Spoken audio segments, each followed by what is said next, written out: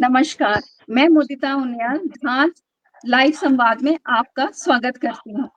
आप सभी का स्वागत करती हूँ। आज हमारे साथ 2 अतिथि हैं, जो कि दोनों ही शिक्षा के क्षेत्र से जुड़े हुए हैं और अपार अनुभवी हैं। तो हमारे साथ आज हैं शिक्षाविद कमला पंत जी और सेवानिवृत्त प्रधानाचार्य तोताराम ढोंडियाल जी। तो आपका स्वागत, आप दोनों का स्वागत है। आपके पास इतना ज़्यादा अनुभव है हमारे बच्चों के लिए, नई पीढ़ी के लिए, तो मैं इस बारे में ही सबसे पहले जैसे हरेला का कार्यक्रम चल रहा है और आप लोग 2010 में आपके हरेला कार्यक्रम से जुड़े थे, तो सबसे पहले मेरा आप लोगों से यही जानना रहेगा कि आप कैसे जुड़े और इस यात्रा में कैसे शामिल हुए? तो मैं कमला जी से सबसे पहले पूछना चाहूँगी कि आप धाक के हरेला कार्यक्रम से किस तरह से जुड़े और इसमें आपके क्या संस्मरण रहे, क्या अनुभव रहा? हाँ, मुदिता जी, पहले तो सब लोगों को नमस्कार और एक अच्छे प्रासंगिक टॉपिक पर आप बात करना चाह रही हरेला पर। तो पहले मैं जी, हूँ कुमाऊं से रहने वाली और कुमाऊनियों के तो जन्मजात हरेला से जुड़े रहते हैं, क्योंकि जी, वहाँ साल में 3 बार हरेला होता है। जी, और जी, लेकिन हरेले की उसमें अलग-अलग तरह के, एक में जौ 2 में जौ बोए जाते हैं, क्योंकि वो जी, देवी को चढ़ते हैं। लेकिन ये जी, हरेला जो है, ये एकदम जी, वैज्ञानिक हरेला है। जी, इसमें जो ये होता है कि अब इसकी 6 तारीख कल ये बोया जाएगा, मतलब जी, संक्रांति से 10 दिन पहले बोया जाता है। तो जो हुँ, इस खरीफ की फसल में जितने भी अनाज पैदा होते हैं, आप हम लोग आप भी हम लोग भी सब लोग वो गाते हैं, राष्ट्रीय गीत गाते हैं और उसमें एक जी, लाइन होती है, शस्य श्यामलाम मातरम वंदे। जी, जी, जी, कितने बच्चे जानते हैं, कितने लोग जानते हैं कि शस्य श्यामलाम मातरम, शस्य से श्यामल हुई धरती क्या है? मैं जानती हूँ हम लोग बोलते जरूर हैं, लेकिन किसी को जी, ये मालूम नहीं कि धरती धान से श्यामल कैसे, शस्य माने धान होता है, तो धान से श्यामल कैसी हुई होगी धरती? ये तो वही जान सकता है जिसने धरती को धान के पौधों से शामिल होते हुए देखा होगा। जी, जी, गेहूं पत्ता पीला होता है, जौ पत्ता पीला दिखता है, लेकिन एक ऐसी स्थिति आती है जब धान गदराया हुआ होता है तो इतना जी, डार्क हरा हो जाता है, कालिया हो जाता है, उसको जी, ही श्यामल शब्द कहा गया है। तो धान से श्यामल हुई धरती की हम वंदना करते हैं। तो कुमाऊं का जो ये वाला हरेला है, ये वही जी, शस्य का हरेला है, धान का हरेला है, जिसमें धान के साथ इस समय बोई जाने वाले जितनी भी फसल होती है, जितनी भी दलहन तिलहन और अनाज होते हैं, कभी 7-8 तरीके के, 9 तरीके के, तो जहाँ जहाँ जैसा जैसा होता है, जी, ये असल में उसके उन फसलों के बीजांकुरण का समय है। तो कौन सी फसल अच्छी होगी, कैसी होगी, इसके हुँ, परीक्षण के लिए बेसिकली ये हरेला शुरू हुआ है हमारे पूर्वजों ने, क्योंकि पहले लैब तो होते नहीं थे कि टेस्ट कर जी, ले कौन बीज अच्छा है कौन नहीं है। हाँ, तो ये जी, ये ये लैब होती थी कि एक टोकरी में जो है अपने खेत का मिट्टी लाओ, उसको हाँ, छान छून के बढ़िया बना लो और जो जितने अनाज हमने बोने हैं उनको उसमें बो दो। हुँ, और बोने और उगने के लिए 10 दिन का समय, 7 दिन, 8 लगता है। दिन, 10 दिन का समय पर्याप्त माना जाता था। जी, तो जी, तब जी, ये बोया जाता था और इसको अंधेरे में रखा जाता था। हाँ, ढक करके रखते अंधेरे थे में क्यों पत्तों रखा से। जाता था, ये भी सोचिए। अब जी, देखिए ना आप, हरेला हरेला करके हल्ला गुल्ला मुझे वृक्षारोपण पर्यावरण कहते हैं। बेसिकली जी, ये जो है उसको अंधेरे में रख, मंदिर के उस कोने में रखा जाता था जहाँ अंधेरा होता था, उस टोकरी जी, को। जी, जी, तो जी, क्योंकि जो भी कोई भी पौधा जो है वो सूरज की रोशनी से क्लोरोफिल बनाता है, तब हरा होता है। जी, और बरसात में क्या होता है कि सूरज बहुत कम आता है, आकाश में हुँ, ज्यादातर बादल छाए रहते हैं। तो जी, ये भी परीक्षण होता था कि अगर बारिश, ये बादल ज्यादा हो गए, धरती को धूप, ये इस फसल को धूप नहीं मिली, तो जी, ये फसल तब भी कैसी होगी। जी, जी, जी, तो कल 6 तारीख को ये बोया जाएगा। जी, हरसैनी एकादशी है, कल कहते हैं भगवान विष्णु सोते हैं सुनते और हैं, 4 जी, महीने बाद, हाँ, तो कल ये बोया जाएगा और 16 तारीख को ये काटा जाएगा। इससे पहले हुँ, 15 तारीख को इसमें मिट्टी के शिव पार्वती बना के रखे जाते हैं। जी। अब क्योंकि आम आदमी की समझ में विज्ञान के शब्द नहीं आएंगे, इसलिए हमारे यहाँ हर चीज को धर्म से जोड़ दिया, कर्म अच्छा। से जोड़ दिया। शिव जी, जी। इस सृष्टि के रचयिता है, मतलब बीज है हुँ। इस सृष्टि का, और पार्वती जो है वो धरती है जिसमें ये बीज उगता है। जी। तो 10वें दिन जब वो फसल करीब 6 इंच की 8 इंच की हो जाती है टोकरी में, तो उनको जी। धन्यवाद कहने के लिए, उनको प्रणाम करने के लिए, उनको सौंप करके फसल अपने खेतों में ले जाने के लिए शिव हुँ। पार्वती की पूजा की जाती है, और मिट्टी के ही बनाए जाते हैं। उनको जी। हमारे यहाँ कहते हैं टिकर, टिकर मीन्स पार्थिव। हुँ। तो देखिए कितना साइंटिफिक है ओरिजिनली हरेला। अब हम लोगों ने जी। हरेला हरेला कहा और कहा अरे वृक्षारोपण करो, बड़े वृक्ष लगाओ, ये वो। जी। ये इसका प्रतिफल ये है हमारे अनुभव में कि इन दिनों मतलब जी। 6 जुलाई से लेकर और 16 हुँ। जुलाई तक, हुँ। से भी 1 महीने आगे तक, मतलब पूरा हुँ। जब तक सावन खत्म नहीं होता, खासकर 11 जुलाई इसके लिए बड़ी अनुकूल तिथि होती है, जिस दिन जी, किसी जी। पेड़ की टहनी भी लगा दो, उसकी जड़ ना भी हो, टहनी भी लगा हुँ। के रोप दो तो रोपी जाती है। और ये मेरा हाँ। व्यक्तिगत एक्सपीरियंस है, मेरे घर के बाहर एक पारिजात का पेड़ लगा है। यहाँ पर हमारे यहाँ पर पारिजात कोई नहीं जानता था देहरादून में, हमारे वाली गली में। तो उसकी जो जी, जी। है ना निकलते खूब सफेद और उसके नारंगी, तो जी, लोगों ने कहा जी। मैडम कहाँ, मैंने कहा अरे ये बरसात में लगा लेना मेरे यहाँ से। अब हमारे जी। मोहल्ले में अधिकांश लोगों ने टहनी रोपी और फूल बड़े बड़े वृक्ष उगते हैं। तो हमको इसका जो ये त्योहार है हरेला, उसका पहला हाँ। वैज्ञानिक तथ्य जानना चाहिए कि कितना साइंटिफिक है। ये कृषि जी। विज्ञान है, कृषि बीज के और अंकुरण का परीक्षण का समय है। हम हरेला जी। इसीलिए कि कुमाऊं में क्योंकि हर साल मनाया जाता है और बड़ी इसमें वो होती है, पूजा होती है, आरती होती है, और उस दिन जी। जब हरेले का त्योहार होता है, उस दिन तरह-तरह के खूब पकवान बनते हैं। पकवान तो हम बनते हैं। लोग तो जी। इससे जन्म से जुड़े हैं। जी। हमारी बात तो जहाँ तक हम लोग तो जन्म से जुड़े हुए हैं। लेकिन जहाँ हुँ। तक धात का सवाल है, 2003 में मैं देहरादून आई थी ट्रांसफर होकर के, जी। जी, जी।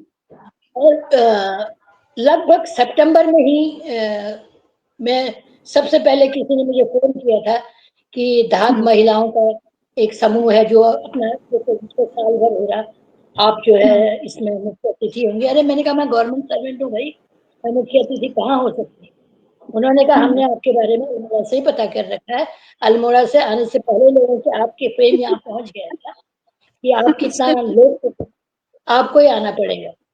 हम जी। आए और हमको धात बहुत धात की जो वो थी, थ्योरी थी, जो सिद्धांत थे, जो विचार थे, जो आइडिया था, जी। अच्छा लगा, और मैं धात से 2003 जुड़ गई। जुड़ गए। उस वक़्त के बाद जितने भी कार्यक्रम उसमें होते थे, हम जुड़ते थे।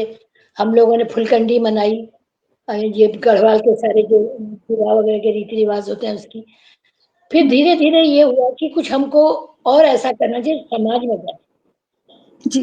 तो 2010 में बहुत छोटे जी। स्तर से शुरू किया गया था। ये यहाँ पर ऑफिसर्स क्लब में जी। हम लोगों ने मीटिंग की थी और इसका तय किया था कि लोएस्ट, जो सबसे कम जगह है, जहाँ सबसे ज़्यादा पेड़-पौधों की ज़रूरत है, जहाँ लोगों को बताने की ज़रूरत है, वो उसके जी। नज़दीक वाल्मीकि बस्ती है। चलिए कुछ पौधे वहाँ रोपते हैं जी। और कोशिश करेंगे कि अगर इस साल वहाँ के लोगों को अवेयर कर दिया जाए, तो अगले साल से हम इसको और बृहद स्तर पर मनाएँगे। जी। सहयोग कुछ ऐसा बना कि ये इतना लोग, मतलब जिन ने वहाँ पेड़ लगाते देखा, हरियाली के गाने गाते देखा, लोगों को का स्वागत सत्कार देखा, तो काफ़ी लोग जुड़े। और अगले साल ये हरेले को हम लोगों ने मुख्यमंत्री आवास पे मनाया, और इतने बृहद स्तर पर मनाया कि वहाँ सारे स्कूलों के बच्चे एक-एक पौधा लेकर पहुँच गए, क्योंकि हरेले की जी। टोकरी लेके तो नहीं पहुँच सकते, हर एक के तो हरेले है नहीं। तब से ये राष्ट्रीय, ये राज्य का उत्सव घोषित हुआ, और बच्चे अपने यहाँ भी वृक्षारोपण के लिए प्रेरित हुए, बड़े लोग भी प्रेरित हुए। तब से ये पर्यावरण संरक्षण और वृक्षारोपण का एक बहुत बड़ा त्योहार बन गया।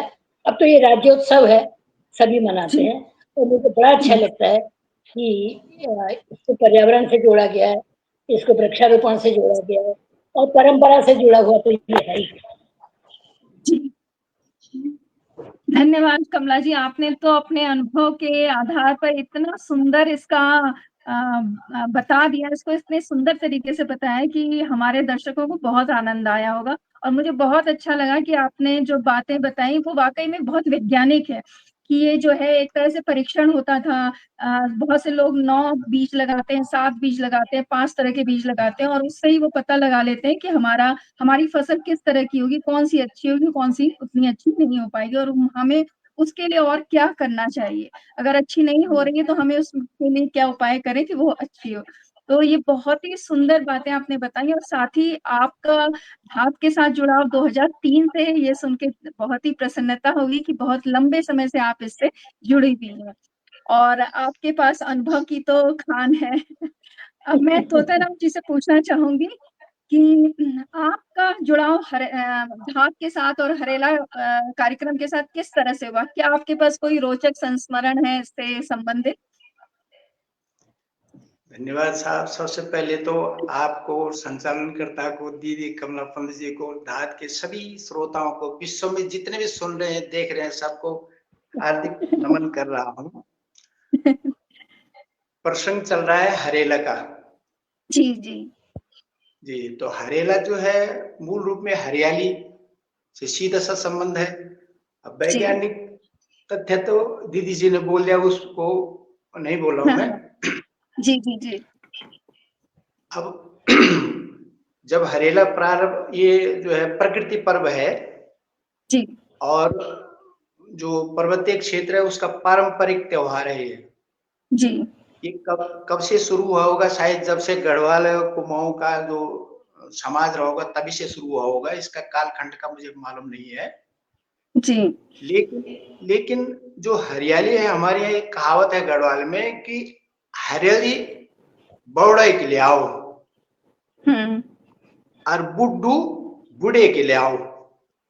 जी अर्थात हरेला जब लाता है तो फिर कई त्योहारों को बुला करके लाता है, उसके बाद में कई त्योहार आते हैं। हाँ, लाइन से लग जाते हैं सारे त्योहार। जी जी हाँ, तो जी हरेला बौड़े के ले आओ। हरेला जो है बौड़े के लाता है, बहुत को अपने साथ लाता है, फिर कई त्योहार इसके बाद आ जाते हैं हरियाली के बाद। जी जी और बुड्ढू माने दो गति, बैसाख के बाद वो बूढ़े के लिए माने, उसके बाद फिर वो वृद्ध हो जाते हैं, फिर कई समय उसके बाद हरेला तक कुछ नहीं होता है। जी एक हमारे यहाँ ये कहावत है। जी और हरेला जो है हमारे यहाँ पारंपरिक रूप से हरियाली जो हरेली है कर्क संक्रांति माने श्रावण का जो है हाँ कर्क राशि में सूर्य चला जाता है। जी जी तो जी इसलिए इसको कर्केर्क मास भी बोलते हैं इसको, क्योंकि सूर्य कर्क राशि में जाता है। जी तो इसको कर्केर्क भी बोलते हैं। करके कर्क अर्क माने कर्क में अर्क सूर्य चला गया है। जी जी जी श्रावण संक्रांति के नाम से, प्रकृति पर्व के नाम से, कई रूप से इसको गिना जाता है। तो हमारे यहाँ जो है इस दिन शुरुआत होती थी, जो खट्टे रस वाले पौधे होते हैं हाँ जैसे नींबू है, जी नींबू है, नारंगी है, नारंगी है। इस, हाँ, इस प्रकार के जो फल फूल होते हैं उनको रोपण की परंपरा रही है। जी जी अब आजकल जो है रासायनिक में कभी भी कर रहे हैं वो अलग बात है, लेकिन प्राकृतिक रूप में जो कंटीले होते हैं वो हरियाली को ही लगाए जाते हैं और वो हरियाला से आगे, जैसे अभी दीदी जी ने बोला, सीधा लगा दो पत्ते पे तो हरे हो जाते हैं।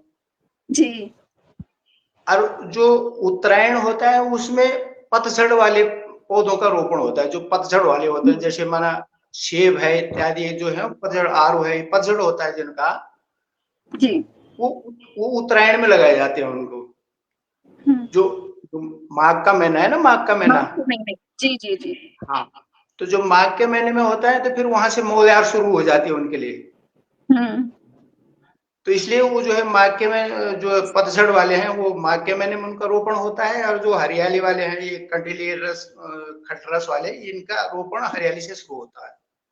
जी और जो ये प्रकृति पर्व है हम्म और इसका वर्णन यहीं से नहीं आता। माने जी मैंने देखा कि वैदिक काल में मैंने पढ़ा, तो वैदिक काल से लेकर के इसका महत्व है। जी अब चूंकि यहाँ पर समय कम है इसलिए मैं संक्षेप में ही बोल रहा हूँ। वहां पर वैदिक काल से ही है, वैदिक काल हो, उत्तर वैदिक काल हो, चाहे ऋग्वेद का हो, चाहे पुराण काल हो, चाहे उत्तर वैदिक काल है, प्राग ऐतिहासिक काल है, और सब जगह में इसका वर्णन आता है। जी। हरियाली का महत्व ना। जी। और हमारे यहाँ जो है जो पारंपरिक गीत हैं, जी। पारंपरिक गीत हैं वो किसने लिखे हैं कुछ पता नहीं, इसलिए परंपरा से चले आ रहे हैं। किसी एक ने नहीं लिखे, वो पूरी मिलकर के किसी ने कोई पंक्ति बोली, किसी ने, इसलिए परंपरा से चले आ रहे हैं। जी जी जी। उन्हीं में इनका महत्व है। जैसे पेड़ों के महत्व के बारे में, क्योंकि मुख्य केंद्र में तो इसमें हरेला से है, तो इसलिए मैं उसी पर बोल रहा हूँ, पेड़ पौधों का ना। जी जी जी। तो पौधों पर है तो जैसे गीत आते हैं परंपरा के, शेरा की मीडोलों ने डाली पैया जामी, इतनी लंबा गीत है। इसमें खुशी होती है उनको कि शेर की मींड में जो है पौध रुक गया, अभी इतनी बड़ी हो गई, इतनी बड़ी हो गई, अब जो गाजे बाजे से निशान ले जाएंगे, बड़ी खुश होते हैं वो। जी। उसके बाद फिर देखो कितना महत्व उनमें देखा है लोग परंपरा के गीतों में, कि ये चलो फल फूलों का तो लोभ है, उसका तो चलेगा। एक गीत आता है, पोछे बटोई डाल, पोछे बटोई घामोच तेलू, जिट बैठी जा डाली का छेलू, ऐसा लंबा गीत है। जी। उसके अंत में आता है कि भाई बैठ जाना, थके हुए हो बैठ जाना, पर इनकी पत्तियों को भी मत तोड़ना, पत्तियों को भी मत तोड़ना, है ना। जी जी। अब चलो फल फूलों का तो चलो लोभ है, पर उसमें इतने ऐसे गीत आ रखे हैं गढ़वाली लोक गीतों में। एक आता है कि वो क्या कहते हैं उसके लिए, वो कटीला पेड़ है, कि है वो कटीला, लेकिन कहा है कि वो प्रधान जी को बुलाओ, किसने इसको तोड़ा, प्रधान जी को बुलाओ। हाँ, किसने इसको तोड़ा, प्रधान जी को बुलाओ। बैठक बिठाई गई, बैठक बिठाई गई, बैठक बिठाई गई उसकी, कि किसने तोड़ा इसको। अब गीत का बोल देखो, गीत पता क्या है उसमें कि हाँ, घिंगरू घिंगरू, बल्कि गाली भी देते तो कहते घिंगर लगला। तो वृक्षों का कहते हैं कि पौधों का तो रहा, फल फूलों का तो लोभ रहा, लेकिन वो घिंगरू के पौधे का भी नुकसान नहीं चाहते हैं। हमारे संस्कृत में ऐसे गीत आते हैं, नन्नन घिंगर की डाली झुमपकै न त्वाड़दा, नन्नन घिंगर की डाली झुमपकै न त्वाड़दा, गांव का प्रधान पूछो झुमपकै न त्वाड़दा। लंबा गीत है ये। आखिर में जो है, मतलब नुकसान उसका भी नहीं होना चाहिए, कहने का मतलब है, चाहे वो कटीला है, प्रकृति में उसका कोई महत्व है ना। तो उसमें आखिर में ये आता है, जब निर्णय नहीं हो पाया तो तब ये आता है कि गाली दे दी गई उसको, कि काफुलुकी दानिदा, काफुलुकी दानिदा, फटफुटली आंखिवे की तरचुअलो पानिदा, फटफुटली आंखिवे की तरचुअलो पानिदा, नन्नन घिंगर की डाली झुमपकै न त्वाड़दा। ऐसे कई गीत है। इसमें समय कम है इसलिए मैंने संक्षिप्त में 2-3 उदाहरण दिए। ये है पौधों का ना गढ़वाली संस्कृति में। जी जी। अब बाकी तो जो संस्कृत साहित्य है बोल दिया, ऐसे इतने प्रसंग आते हैं। राजा दिलीप का वर्णन आता है। राजा दिलीप जो है जंगल में गाय चुगा रहे थे गुरु वशिष्ठ जी के आज्ञा से। जब उनकी संतान नहीं हुई थी, गुरु वशिष्ठ जी की आज्ञा से जो है वो गए कि भाई गाय की सेवा करनी है। अब वो जंगल में गए, गाय ने उनकी परीक्षा की 21वें दिन में। अब वो हिमालय में चले गए तो एक गुफा में गाय चली गई। मैं संक्षेप में बोल रहा हूँ। तो वहां जो है वो आता है शेर, उसको झपट्टा दे देता है गाय को। अब वो झपट्टा देता है तो तब जो है वो कहते हैं कि भाई तुम कौन हो, कि जो है मैं तो इसका चौकीदार हूँ। अब गाय को जो है झपट्टा देते हैं, वो उसको बचाता है। राजा बचाने की कोशिश करता है, उसके हाथ भी बंद हो जाते हैं।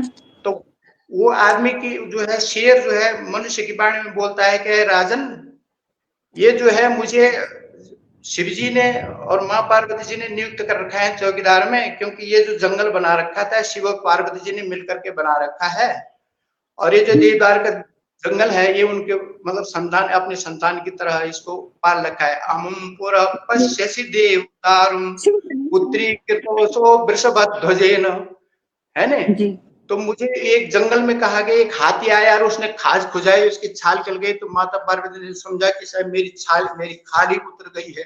तो तब से जो है मुझे शिव जी ने यहाँ पर नियुक्त कर रखा है ये, और उन्होंने कह रखा जो भी आया नुकसान पहुंचाएगा तो उसको दंडित करना। तो उसकी परीक्षा होती, राजा दिलीप की परीक्षा हो रही थी। उस परीक्षा में अंत में तब उन्होंने कहा भाई कि ये गाय को छोड़ दो और मुझे खा दो।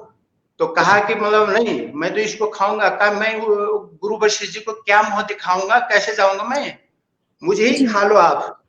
तो उन्होंने कहा ठीक है फिर, और जब निरुत्तर हो गया तो सिर नीचे कर दिया उन्होंने, और तब जो है सिर नीचे कर दिया तो एकदम बिल्कुल परिवर्तन हो गया, शेर लापता हो गया।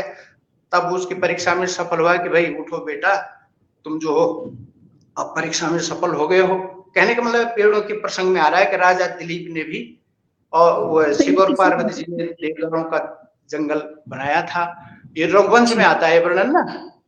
तो मैं संक्षेप में इसका है, संक्षेप में प्रसंग बस कह दिया, मैं ज्यादा नहीं बोलना चाह रहा हूँ। जहां तक आपने धात की बात बोली, हाँ जहां तक धात की बात बोली, तो धात जो है सन 85-86 में मैं और श्री लोकेश नवानी जी और श्री जैसे महेंद्र ध्यानी जी हुए, डॉक्टर नरेंद्र गौनियाल जी हुए, नवीन नौटियाल जी हुए, कन्हैयालाल डंडियाल जी हुए, ऐसे कई पुराने साथी थे। दिल्ली में कहीं पर समय समय पर हमारी भेंट होती रही, और सन 86-87 में जाकर के धात जो है वो स्थापित हो गई। और मैं जो हूँ लोकेश नवानी जी हो गए, ये सब मैं भी उसको मतलब यह है कि नींव का पत्थर का एक छोटा सा कोना हूँ। तो जो है धात की शुरुआत, धात की पहला जो पत्रिका का अंक निकला था वो फरवरी 1987 में निकला था। धात का जो पहला अंक निकला दिल्ली से, तो वो फरवरी 1987 में निकला। अच्छा।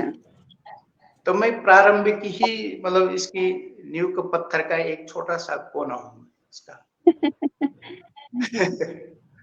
और तब जो है नवानी जी तन्मय मंगाई जी थे, तो सब तब बाद में हमने धात ने तो 3 बार पैदल यात्रा की गढ़वाल कुमाऊं की, धरातलीय, हाँ सामने सामने से समाज को समझने के लिए।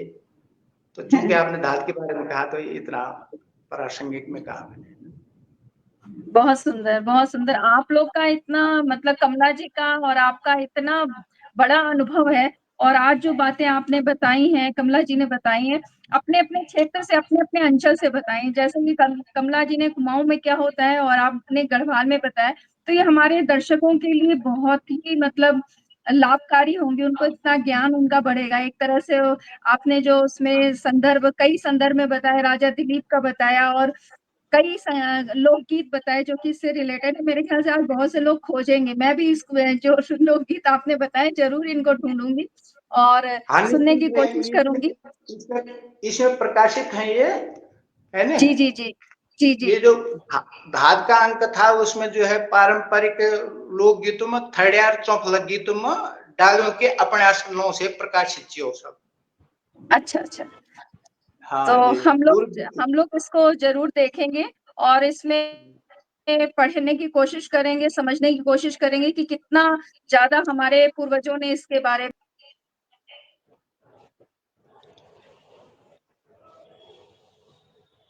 ओके खत्म। हाँ वो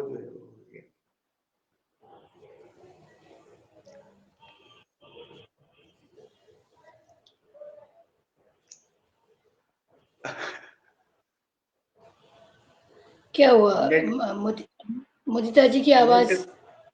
हाँ वो नेट हो गया होगा ना, नेट इधर उधर क्या कहते हैं, नेट कमजोर हो गया होगा। आप कह रहे थे ना गीतों की बात जो है ना जी, ये तो मुझे लगता है कि पूरे देश में, हाँ जी, पूरे देश में केवल कुमाऊं में नहीं, केवल गढ़वाल में नहीं, केवल पर्वतीय क्षेत्रों में नहीं, वृक्षों की रक्षा के लिए और वृक्षों के किस वृक्ष को बचाया जाए, किस वृक्ष को काटा जाए, कितना काटा जाए, कैसे रोपा जाए, इसके बारे में हर जगह गीत। जैसे अपने यहाँ कुमाऊं में है, पर भीड़ा कुछ घशारी मालू ए तो मालू न काटा मालू, तो मालू का पेड़ मत काटो, मालू का पेड़ मत काटो। तो वो कहते, वही मैं फिर कह रही हूँ ना कि अगर सामान्य रूप से कहो कि मालू बहुत उपयोगी है और ये तो लोग नहीं मानेंगे, तो धर्म से जोड़ दिया, न मालू काट्यो को पाप लगा छ, मालू है तो मालू न काटा। उन्होंने कहा मालू काटोगे तो पाप, धर्म से जोड़। तो इस तरह पहिया के पेड़, जब किसी में भी फूल नहीं होते तब जाड़ों में पहिया के पेड़ में फूल होते हैं, सारे देवताओं को वही चढ़ते हैं। तो किस वृक्ष की किस समय किसको बोया जाए, किस समय उसकी पालना की जाए, किस समय उसमें से हम फल फूल ले सकते हैं, इस सबका जो महत्व है वो एक सिर्फ हमारी परंपरा नहीं, पूरी भारतीय संस्कृति में है। सही कह रही हैं। उनका आप देखिएगा, कभी गीतों को सुनिएगा, शब्द भले ही समझ में न आए, लेकिन उनकी धुन उसके भाव बता देती है, और हर एक में है वो, असम से यहाँ से लेकर भूटान तक। जी सही कह रही हैं। जी जी जी। तो आप लोग के जी, आप लोगों के मतलब इतने विस्तृत अनुभव से जो है बहुत सी जानकारियां मिली। जैसे ढोंडियाल जी ने भी हमें बताया कि किस तरह से पुराने जमाने में वैदिक काल से पुराणों में इसके बारे में है, कई लोकगीत बने हैं कि फूलों को फलों को ना तोड़ें ना करें, इनसे पर्यावरण से कैसे जुड़े हैं। और मतलब अभी हम लोग जो कर रहे हैं पर्यावरण संरक्षण, शायद ये हमारे अज्ञान की वजह से हुआ है, वरना पुराने जमाने में इसकी कोई जरूरत नहीं पड़ती थी। इस तरह के पर्व त्योहार खुद ही बने थे जो कि हमें पर्यावरण से जुड़ने के लिए और उनके संरक्षण के लिए प्रेरित करते थे। तो आज की जो आप दोनों ने जानकारी दी है वो तो बहुत ही सुंदर है और बहुत अच्छा लगा ये सब जान करके। साथ ही में जो आप लोग ने लोकगीतों की इतनी प्रभावी धुन के साथ प्रस्तुति दी है, तो उससे तो मेरा मन हो रहा है कि आज मैं फटाफट जाकर के सारी लोकगीत वाली किताबें देखूं, गीतों को देखूं, पढ़ूं, सुनूं। बहुत सुंदर लगा। अब उपलब्ध हो जाएगी, जी जी जी, आपको उपलब्ध करा दी जाएगी।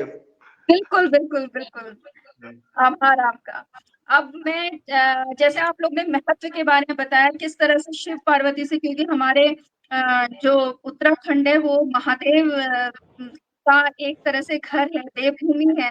तो कमला जी ने बहुत सुंदर बताया कि शिव पार्वती से इसको जोड़ा जाता है, बीजों के उत्पत्ति और साथ ही साथ जो है धरती से इसको पार्वती जी के माध्यम से जोड़ा गया। इसीलिए इस पर्व को हम पर्यावरण से, पेड़ पौधों से, शिव पार्वती से जुड़ा हुआ मानते हैं और एक उत्सव के रूप में पूरे महीने भर मनाते हैं।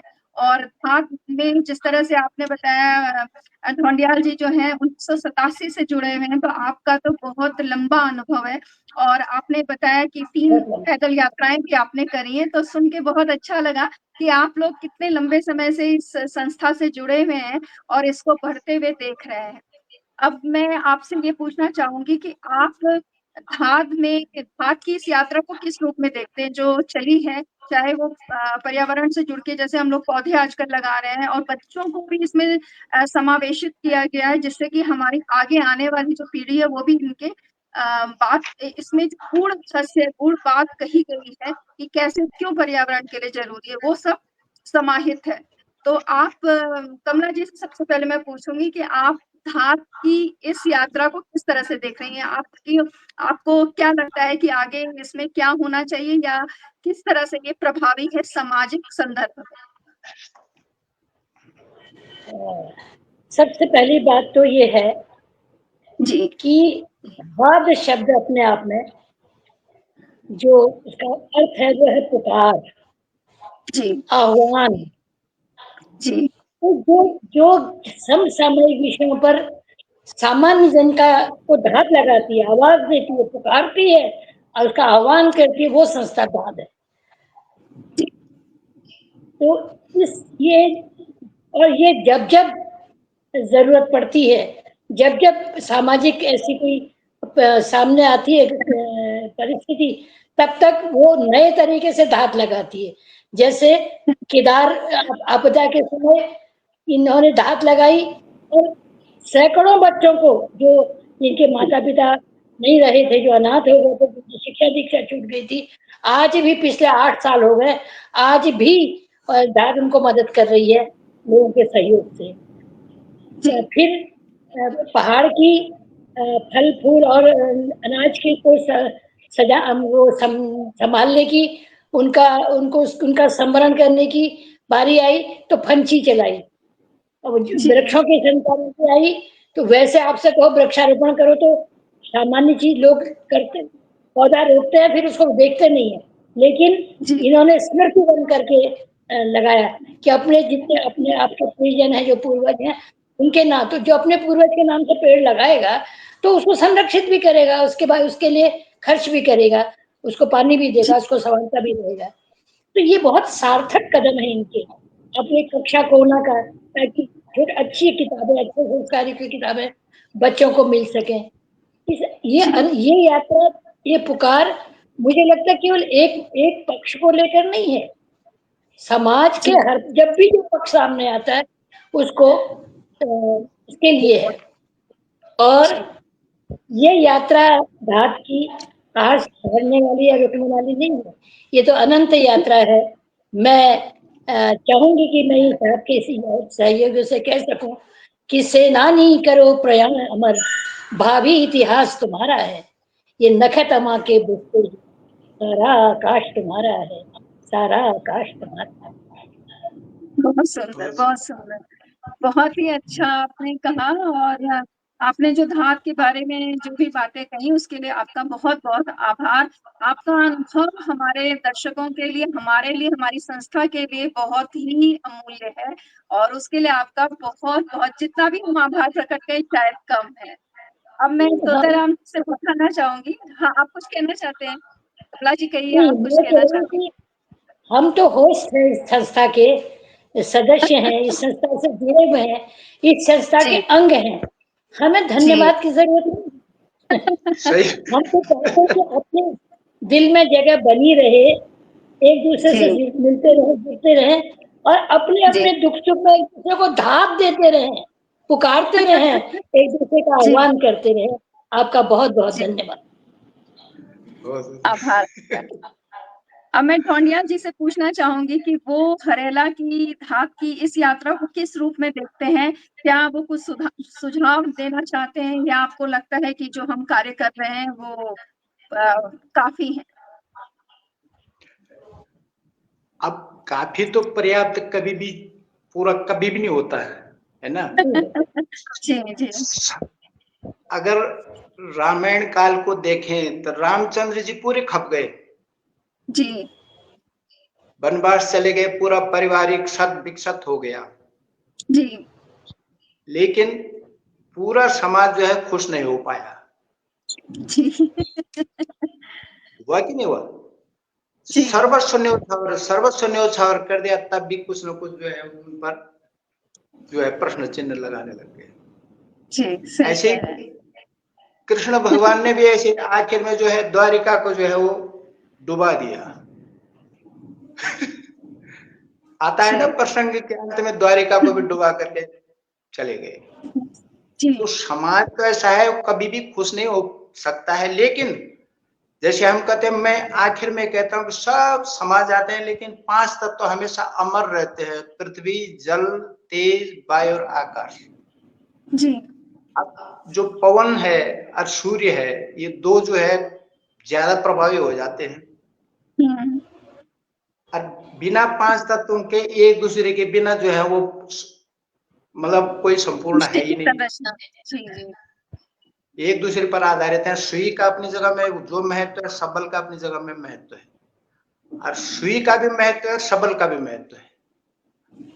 हम सब्जी बनाते हैं तो नमक का भी महत्व है, मिर्च का भी महत्व है, सब्जी का महत्व है, पानी का महत्व है, अग्नि का महत्व है, बर्तन का महत्व है, चम्मच का महत्व है, करछी का महत्व है, सबका महत्व है जी। इसी प्रकार धार में जो है समाज के विभिन्न विभिन्न जो वो है अवयव है सबको जोड़ के रखा है और अपने को धरातल में रखा है। जी धात की सबसे बड़ी खासियत यही है कि यहाँ अहम नहीं टकराता, जी अहम नहीं टकराता है। ये राजनीति से परे है, यार स्वयं जी सेवा है, स्वयं सेवा है। मैं उसी पर आ रहा हूँ, जैसे सूर्य जो है, मैं जब 37 साल का था तब बचपन से तो सूर्य देखता रहा था मैं, लेकिन जब 37 साल तक का था तो अचानक जो है 150 पंक्तियां आ गई एकदम ये गीतों से ऐसी सेवा करता चला आ रहा, पर कभी नहीं बोला गए मैं सूर्य हूँ, मैं तुमको धूप देता हूँ, मैं ऐसा करूंगा, कभी नहीं बोलता,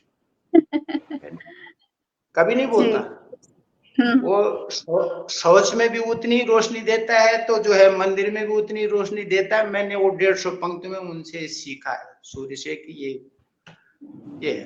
तो धात की जो है मूल भावना यही है, सबको साथ लेकर के चलना। और हमारे यहाँ जो है एक आदमी को जब आवाज लगाते हैं तो उसको कहते हैं धय लगाना। हाँ धय जी माने मैं घर में हूँ, खेत में भाई जा रखे हैं, बच्चे जा रखे हैं, तो मैं एक को धय लगा रहा हूँ। और जब हमारे यहाँ जो है वो जब पंचायत होती थी तो पहले एक व्यवस्था थी, उसको पोरी कहते थे, जो धार लगाता था सबके लिए। जी हाँ, तो उसका नाम उसको कहते थे पोरी। वो पूरी पंचायत में जोर से बोलता था, हरे सब बोल पंचायत फलन पंचायत भवन में आए जे, वो सामूहिक धात है जी नहीं। और ऐसे ही बोलते थे कि भारे ऐस जो मेल सार बंद च तैल सार खुल च, वो सामूहिक आवाज है धात। इसकी कोई सीमा नहीं है, कोई मतलब एक परिधि नहीं है कि इतने तक ही इसने सीमित रहना है। जी ये सबके लिए है। यानी अब चूंकि हरेला का प्रसंग आ रखा है तो नारे लगाते हैं हम लोग। जब पहले ये अभी बहन जी ने याद दिलाया कि भाई अब तो ये सरकारी ने जो है इसको अवकाश घोषित कर दिया। जी हरेला पर हरेला का सन 2016 से हुआ ये, यानी तो जब हाँ सन 2016 से हरेले का अवकाशी स्वीकार कर दिया सरकार ने, तो हम धात के जो जितने साथी थे नारा लगा करके जाते थे। जगह जगह जब ये शुरुआत होती है तो क्या लगाते थे, हरेला श्रावण शुरू त्योहार, हरेला श्रावण शुरू त्योहार, हरा भरा हो ये संसार। जी हरेला श्रावण शुरू त्योहार, हरा भरा हो ये संसार, जन्मदिन पर पौधे रोपे, उपहार में पौधे सौंपे। अब पौधों की बात आ रही है, हरेला से संबंधित है, तो अब माने कोई 8 मंजिल मकान में रहता है, 50 मंजिल मकान में रहता है, उसके बाद जमीन में पौधा कहाँ लगाएगा, है नहीं। तो गमलों में भले पौध लगाए, गमलों में भले पौध लगाएं, औषधीय पौधे खूब उगाएं, और जन्मदिन पर पौधे रोपें, उपहार में पौधे सौंपें। जन्मदिन पर अपने अपने जन्म, जैसे हम लोग करते हैं, मैं स्वयं इस बात को करता हूँ, जिसका जन्मदिन है उसको पौधी भेंट करता हूँ। और उसके कई जगह आज जो है गवाह है, ये उस दिन का लगा है, उस दिन का लगा है, उस दिन का, तो धात का स्मृति बन स्मृति दिलाता रहता है, बार बन याद दिलाता रहता है ना। जी। तो कह रहे सूर्य को दीप क्या दिखाने वाली बात है, वही वाली बात है। और एक जो नारा है, एक नारा है कि पुष्प नहीं वो पुस्तक नहीं पुष्प दें, पुस्तक नहीं पुष्प नहीं पुस्तक दें, हाँ पुष्प नहीं पुस्तक दें, बुके नहीं बुक दें। हाँ सुंदर है। पुष्प नहीं, तो प्रकृति में सेवा करता है ना पुष्प जी, तो उसको तोड़ो मत, पुष्प नहीं पुस्तक दें, अब बुके नहीं बुक दें। चराचर की बाणी बचावा पानी, चराचर की बाणी बचावा पानी। तो ये तभी जी। होगा जैसे सन 66 के, हाँ मेरे ख्याल में सन 66 में हुआ था, जहाँ से मुझे याद आ रहा है कि भारत में जो है बड़ी गरीबी स्थिति थी, तो उस वक्त जैसे हमने पढ़ा था कि भाई अमेरिका से सड़ी राशन भेज देता था, समुद्र के रास्ते से यहाँ से आने लोग जो है बटोरते थे तब।